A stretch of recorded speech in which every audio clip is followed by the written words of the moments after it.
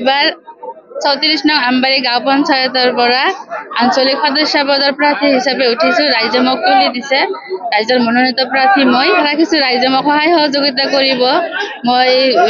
মই এইটো আশা ৰাখিছো ৰাইজে মোক বিপুল ভোটত জয়যুক্ত কৰিব। অনুৰোধ কৰিম যাতে ৭ তাৰিখে নিৰ্বাচনত যাতে মোক ভোটটো দিয়ে। মোৰ প্ৰতীক চিহ্ন টেক্সি গাড়ী। ৰাইজে মোক উঠাই দিছে। ৰাইজে সহায় সহযোগিতা কৰিছে।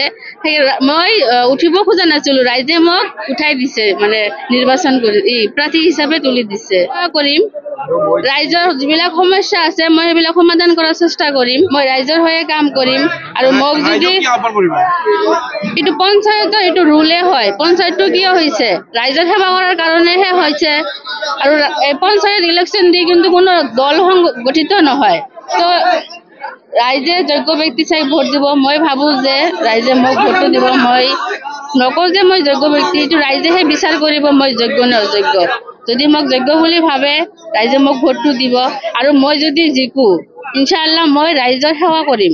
মই মোৰ কথা নাভাবো, ৰাইজৰ সুখ দুখত থাকিম। মই কোনো দলতো যোগদান নকৰো। ৰাইজে যি ক'ব মই সেইটোৱে কৰিম। মই এইটোৱে আহ্বান জনাম ৰাইজে যাতে মোক ভোট দি স্বতঃস্ফূৰ্তভাৱে মানে জয়যুক্ত কৰে।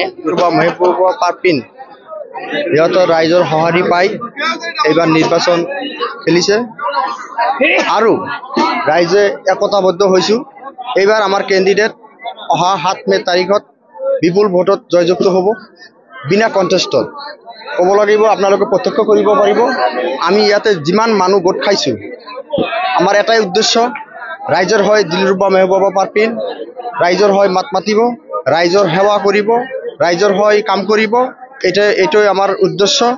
আৰু সেইকাৰণে ৰাইজে একতাবদ্ধ হৈ দিলৰুবা মেহবুবা পাৰভিন সিহঁতক একতাবদ্ধ হৈ ৰাইজেই সঁহাৰি জনাইছে। আৰু অনাগত দিনত সিহঁতৰ প্ৰতি ৰাইজৰ আস্থা আছে। আমাৰ যেইজন মনোনীত প্ৰাৰ্থী সিহঁতক আমি একতাবদ্ধ হৈ বিপুল ভোটত জয়যুক্ত কৰিম। আমাৰ নিৰ্দলীয় আমবাড়ি গাঁও পঞ্চায়তৰ সদস্য পদৰ প্ৰাৰ্থী দিলৰুবা মেহবুবা, তেখেতক আপোনালোকৰ বহুমূলীয় ভোট দি অহা ৭ মে তাৰিখত জয়যুক্ত কৰে। তেখেতে আমাৰ ৰাইজৰ প্ৰাৰ্থী, ৰাইজে তেখেতক সঁহাৰি জনাই আগবঢ়াই দিছে। তেখেতে ৰাইজৰ হৈ কাম কৰিব। এইখিনি